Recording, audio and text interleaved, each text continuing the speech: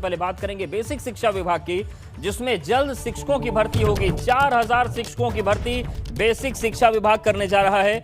69,000 सहायक अध्यापक की भर्ती में खाली बचे 4000 पदों पर जल्द भर्ती होगी। एसटी श्रेणी के लिए आरक्षित रिक्त 1133 पदों को अब एससी के अभ्यर्थियों से भरा जाएगा।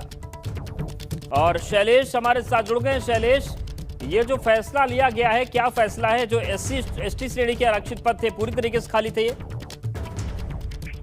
बिल्कुल निश्चित रूप से देखिए 69,000 जो भर्ती थी ये 2019 में इसकी भर्ती परीक्षा हुई थी और क्या तमाम विवादों में रही, कई अड़चनों के साथ अभी हाल ही में हुई है कुछ समय पहले, और उसके बाद भी इसमें 4000 पद खाली रह गए जिनको भरने के लिए लगातार अभ्यर्थियों की तरफ से जमा हो गई है, प्रदर्शन हुए।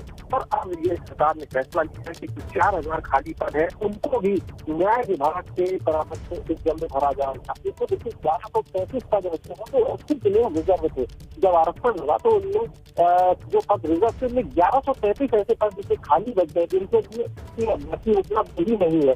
इसको लेकर भी लगातार अभ्यर्थी ये मांग कर रहे थे कि इन पदों को कन्वर्ट किया जाए और उसके बाद बाकी जो आरक्षित वर्ग के अभ्यर्थी है उनसे भरा जाए, जिसके बाद बेसिक शिक्षा मंत्री ने जानकारी दी कि अब इन पदों को भी आरक्षण संबंधी जो प्रावधान है उनका पालन करके एससी यानी अनुसूचित जाति के जो अभ्यर्थी है उनसे भरा जाएगा, क्योंकि एक तरफ एससी के अभ्यर्थी नहीं मिल रहा तो दूसरी बिल्कुल, तो ये एक बड़ा फैसला लिया गया है। शैलेश हमारे साथ आप बने रहिए, एक और अहम खबर है उस पर भी आपसे अपडेट्स लेंगे।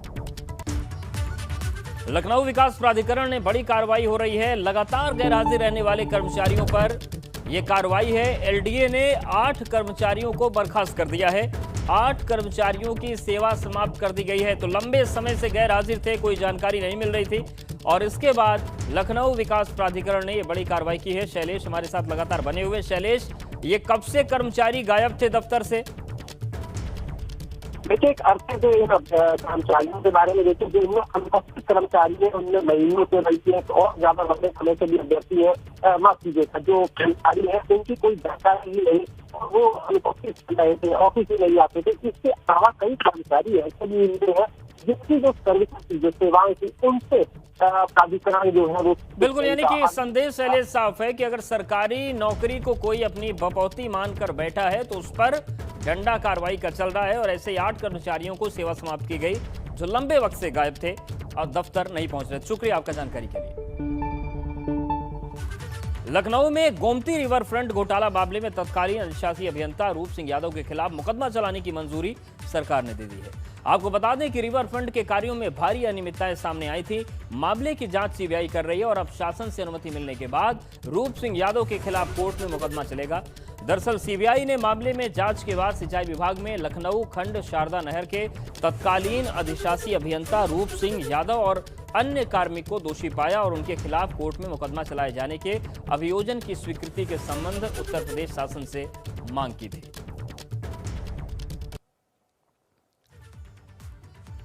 तो गोमती रिवरफ्रंट के निर्माण कार्य से जुड़े जो इंजीनियर हैं, विदेशों से महंगा सामान खरीदने, चैनलाइजेशन का काम, वित्तीय लेन देन में घोटाले, नक्शे के मुताबिक काम नहीं करने का आरोप है।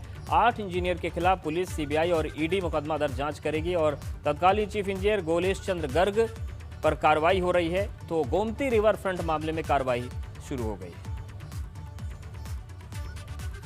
योगी सरकार के 4 साल पूरे होने पर बरेली जोन के एडीजी अविनाश चंद्र ने प्रेस कॉन्फ्रेंस कर जोन में हुई पुलिस की उपलब्धियां गिनाई। पुलिस की उपलब्धियों में लव जिहाद कानून के तहत प्रदेश में पहला मुकदमा बरेली के देवरनिया थाने में दर्ज हुआ और इसके साथ ही साथ पुलिस ने जोन के सभी 9 जिलों में 101 करोड़ की संपत्ति जब्त की। इतना ही नहीं, सैकड़ों अपराधियों पर गैंगस्टर एनएसए गुंडा एक्ट के तहत कार्रवाई की गई। इसके अलावा सैकड़ों एनकाउंटर किए गए जिनमें कई इनामी अपराधियों को पुलिस ने ढेर कर दिया। पुलिस ने इस दौरान महिला अपराधों पर रोकथाम के लिए भी मिशन शक्ति अभियान के तहत जल्द विवेचना पूर्ण कर न्यायालयों से कई अपराधियों को आजीवन कारावास की सजा सुनाई।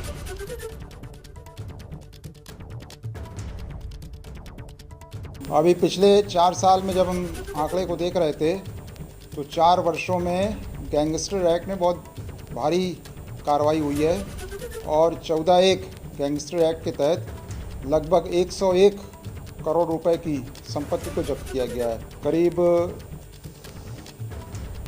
2234 केसेस पंजीकृत किए, जिसमें 7108 अभियुक्तों को हम लोगों ने गिरफ्तार किया है एनएसए में भी काफ़ी अच्छी कार्रवाई है। 154 लोगों को एनएसए में हम लोगों ने निरुद्ध किया है।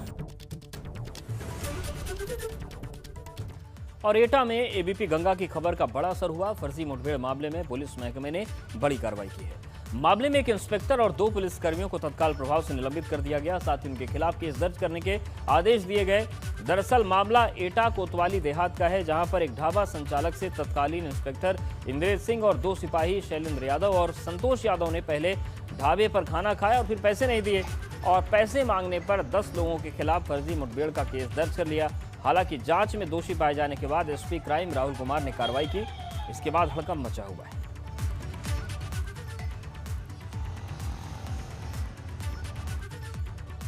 थाना कोतवाली देहात जनपद एटा में वहां के तत्कालीन इंस्पेक्टर और कुछ पुलिसकर्मियों के खिलाफ काफी गंभीर आरोप लगाए गए हैं। यह घटना 4 फरवरी 2021 की है। इसकी गंभीरता को देखते हुए इसकी तत्काल जांच एसपी क्राइम एटा द्वारा कराई गई है। इस जांच में प्रथम दृष्टया ये आरोप सामने प्रूव हो रहे हैं। मेरे द्वारा तत्काल संबंधित कर्मियों को, पुलिसकर्मियों को निलंबित करने के लिए आदेश दे दिया गया है और साथ ही वो सभी पुलिसकर्मी जिनका इस घटना में संलिप्तता पाई गई है उनके खिलाफ मुकदमा कायम करके आवश्यक वैधानिक कार्रवाई करने का भी आदेश दे दिया है। पंचायत चुनाव से पहले अपराधियों पर बड़ी कार्रवाई। बाराबंकी में 24 लोगों को जिला बदर किया गया है। डीएम और एसपी के आदेश पर कार्रवाई हुई। अखिलेश और आजम के करीबी अयाज खान को भी जिला बदर किया गया है। तो बड़ी खबर, पंचायत चुनाव से पहले अपराधियों पर कार्रवाई शुरू हो गई है। बाराबंकी में 24 लोगों को जिला बदर किया गया। डीएम और एसपी के आदेश पर कार्रवाई हुई है और अखिलेश और आजम के करीबी अयाज खान को भी जिला बदर कर दिया गया है।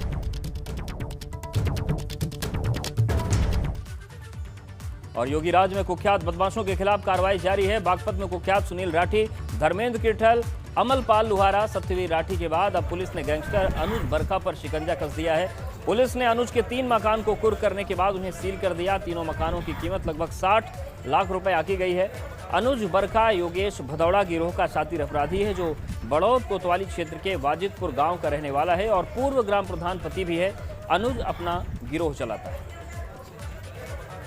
ये बड़ौद थाना क्षेत्र में वाजिदपुर गांव में अनुज बरखा जो एक अपराधी किस्म का व्यक्ति है, जिसके ऊपर करीब 30 मुकदमे हैं, हत्या के प्रयास और शस्त्र अधिनियम जैसे मुकदमे हैं और गैंगस्टर है। ये इसकी आज गैंगस्टर अधिनियम के 14(1) के तहत इसकी संपत्ति की जब्तीकरण हुआ है। ये संपत्ति इसकी 3 मकानों के रूप में गाँव में स्थित है और करीब 60 लाख रुपए की है। उत्तर प्रदेश पंचायत चुनाव के मामले में यूपी सरकार ने सुप्रीम कोर्ट में एक कैविएट अर्जी दाखिल की है। सुनवाई के दौरान सरकार का पक्ष सुनने के लिए अर्जी पंचायत चुनाव में आरक्षण पर सुप्रीम कोर्ट में सुनवाई होगी। तो यूपी सरकार ने सुप्रीम कोर्ट में कैविएट पिटीशन दाखिल की है। पंचायत चुनाव का यह पूरा मामला है और सुनवाई के दौरान सरकार का पक्ष सुनने के लिए पंचायत चुनाव में आरक्षण पर सुप्रीम कोर्ट में सुनवाई होगी। आरक्षण व्यवस्था को लेकर आपत्ति जताई गई थी और इस पर कैविएट अर्जी सरकार की तरफ से लगाई गई है। पंचायत चुनाव को लेकर दाखिल याचिका पर सुप्रीम कोर्ट सुनवाई करेगा, तब यूपी सरकार का भी पक्ष कोर्ट सुना जाए, ये पिटीशन दाखिल की गई है। और बरेली में अपराधियों के हौसले इस कदर बुलंद है कि उन्होंने सरेआम एक छात्रा का अपहरण कर लिया। अपहरण की पूरी वारदात वहां पर लगे सीसीटीवी कैमरे में कैद हो गई, जिसके बाद पुलिस ने मुकदमा दर्ज कर लिया है और इसके बाद बदमाशों की तलाश चल रही। देखिए, वीडियो सोशल मीडिया पर वायरल भी हो रहा है। सीसीटीवी फुटेज में छात्रा के अपहरण की पूरी वारदात कैद हो गई है। दरअसल बरादरी थाना क्षेत्र से एक छात्रा अपने भाई के साथ बाइक पर कॉलेज से घर जा रही थी।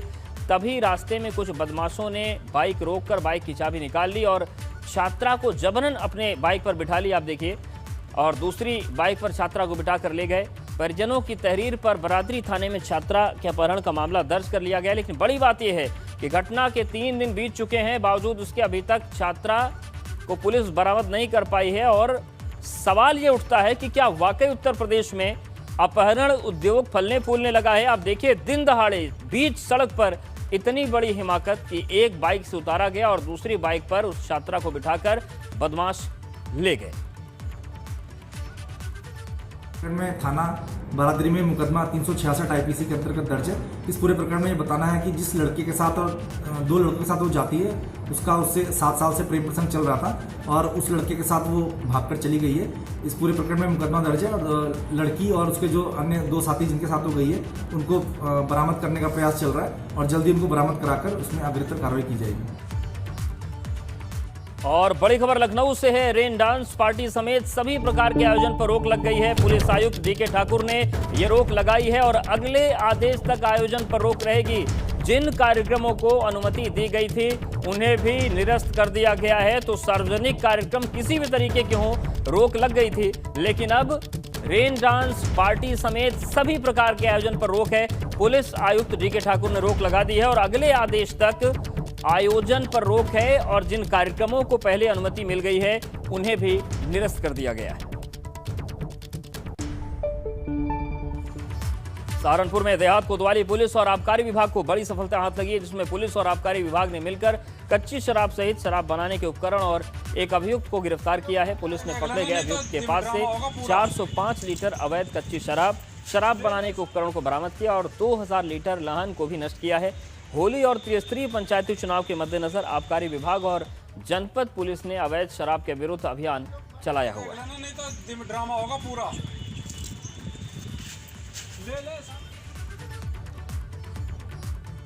और कोरोना के बढ़ते मामलों को देखते हुए BHU में ऑफलाइन क्लास को अगले आदेश तक बंद कर दिया गया। यहां पर केवल ऑनलाइन क्लास ही चलेगी। इसके अलावा छात्रों से हॉस्टल खाली करने को भी कहा गया है। आपको बता दें कि BHU अस्पताल के साथ छात्रावास में भी कोरोना के पॉजिटिव केस आ गए हैं, जिसके बाद BHU प्रशासन हलकान है और आज से BHU में ऑफलाइन कक्षाएं बंद कर दी गई हैं। इसके साथ ही साथ जो हॉस्टल हैं उन्हें भी खाली करने का निर्देश दिया गया है। जी, अपील की लेटर तो आ गई है रजिस्ट्रार के थ्रू। रजिस्ट्रार सर ने लेटर जारी की है। हम छात्रों तक भी यह मामला पहुंचा है। दरअसल ये है कि अब केसेस बढ़ रहे हैं देश में बहुत जगहों पे, जैसे महाराष्ट्र में बढ़ रहे हैं, बिहार में, महाराष्ट्र में, दिल्ली में, हरियाणा में, यहाँ भी कुछ केसेस पाए गए हैं ऐसा कहा जा रहा है। अब पता नहीं कितना सत्य है, कितना इसमें झूठ है, लेकिन अभी ऐसा तो आदेश जबरन तो ऐसा नहीं कहा गया है प्रशासन द्वारा कि एकदम खाली कर दीजिए। यदि स्थिति भयावह होगी देश की तो खाली की जा सकती है। वाराणसी के पुलिस विभाग और चिकित्सा विभाग के कनेक्शन काटे जा सकते हैं। वाराणसी का पुलिस विभाग इन दिनों बिजली विभाग का बड़ा बकायेदार बन गया है। पुलिस विभाग पर लगभग 6 करोड़ का बिजली बिल बकाया है। इसके साथ ही चिकित्सा विभाग पर 5 करोड़ 24 लाख का बिजली का बिल बाकी है। इसे लेकर दर्जनों बार अधिकारियों ने विभाग को चिताया, लेकिन सिर्फ आश्वासन मिलने से बिजली विभाग निराश है और अगर अब भुगतान नहीं हुआ तो कनेक्शन काटने की बात कही जा रही है। आपको बता दें कि बिजली बिल वसूली के तमाम प्रयास किए जा रहे हैं। बड़ा सवाल यह है कि सरकारी महकमा अगर ऐसा करेगा तो आम जनता से किस तरह की उम्मीद रखी जाएगी।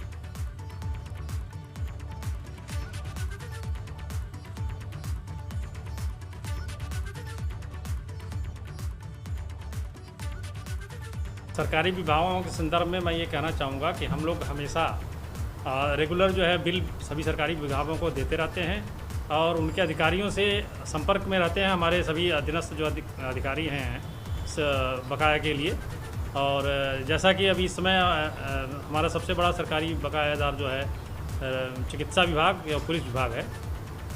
दोनों लोगों को हम लोगों ने बिल दे रखा है और आश्वासन भी उन लोगों ने दिया हुआ है। उन्होंने वही बताया कि डिमांड हमने भेजा है, लगभग 5 करोड़ 24 लाख का डिमांड जो है पुलिस का है और 6 करोड़ का जो है चिकित्सा विभाग का किया हुआ है। बड़ी खबर आ रही है मथुरा से। तेज तूफान के कारण वृंदावन कुंभ में कई पंडाल गिरे हैं। तेज आंधी से जो कुंभ है वहां पर भारी तबाही हुई। आप देखिए किस तरीके से ये जो अखाड़ा मार्ग है वहां पर पंडाल आपको गिरते हुए नजर आ रहे हैं। और दूसरी तस्वीर शहर की है, देखिए इतना बड़ा जो पंडाल था देखते ही देखते भरभरा कर गिर गया। तो मथुरा में तेज आंधी आई है और ये तस्वीर तबाही की हम आपको दिखा रहे हैं वृंदावन कुंभ की, वैष्णव बैठक की, जहां पर बड़े बड़े पंडाल, और ये जो पंडाल टूट कर गिर रहा है ये वृंदावन कुंभ का लैंडमार्क था। तो ब्राह्मण सेवा संघ शिविर का ये पंडाल आपको हम दिखा रहे हैं। कई बड़े आयोजन इस पंडाल में हुए थे और ये देखिए पंडाल देखते ही देखते भरभरा कर गिर गया। भारी तबाही हुई है। और देखिए ये जो गरुड़ की मूर्ति आपको दिख रही है ये लैंडमार्क था, लेकिन जितनी तेज आंधी आई उसने पंडालों को उड़ाकर बर्बाद कर दिया। तो वृंदावन कुंभ का एंट्री पॉइंट भी यहीं पर था और ये तस्वीरें सामने आई हैं जहां पर भारी तबाही हुई है।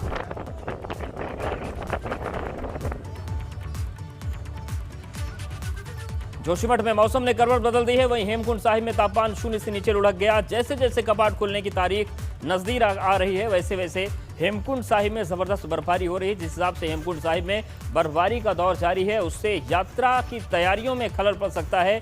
अब घाघरिया से ऊपर काफी बर्फ जम चुकी है जिससे सेना के जवानों को हेमकुंड यात्रा मार्ग से बर्फ हटाने में भारी दिक्कतें आ सकती हैं और हेमकुंड में गुरुद्वारे के ऊपर भी बर्फ दिखाई दे रही है। आपको बता दें कि हर साल लाखों श्रद्धालु यहां पर मत्था टेकने के लिए पहुंचते हैं। कोरोना काल के चलते पिछले साल 4 सितंबर को हेमकुंड साहिब के कपाट खुले थे, वहीं इस साल 10 मई को हेमकुंड साहिब के कपाट खुलने जा रहे हैं।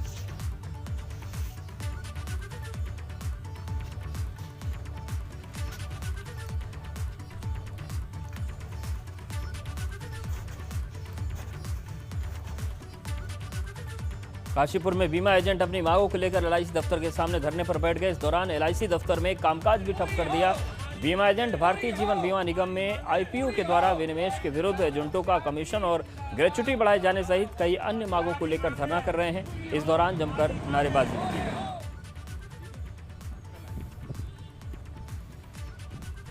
तो बीमा एजेंट एलआईसी दफ्तर के सामने बैठ गए और आईपीओ के द्वारा विनिवेश के खिलाफ इन्होंने काम ठप किया, धरने पर बैठकर विरोध किया और धरने की वजह से जो भी कामकाज थे वो ठप हो गए। तो काशीपुर की तस्वीरें जहां पर बीमा एजेंट अपनी मांगों को लेकर धरना दे रहे थे।